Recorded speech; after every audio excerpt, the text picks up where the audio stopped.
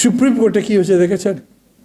সর্বোচ্চ জায়গা তো বিচার চাইবেন, যেখানে যদি পুলিশ কোনো কাজ না করে, আর্মি যদি অন্যায় করে, সরকারের মন্ত্রী যদি কোনো অন্যায় করে, আপনি কোর্টে যেতে পারেন, বিচার চাইতে পারেন। সেই সুপ্রিম কোর্টের মধ্যে কী কাণ্ড ঘটেছে দেখেছেন? এক সাধারণ সম্পাদককে পুলিশ গ্রেফতার করেছে, আর এক সাধারণ সম্পাদককে খুঁজে পাওয়া যাচ্ছে না। আর এক সাধারণ সম্পাদক কে? হয়তো অনেকে নামও জানেন, উনি কার কি তাও জানেন, তাকে খুঁজে পাওয়া যাচ্ছে না। অথচ সেই রাত্রে তার বাসায় পুলিশ হামলা করেছিল, 4 জনকে গ্রেফতার করেছে।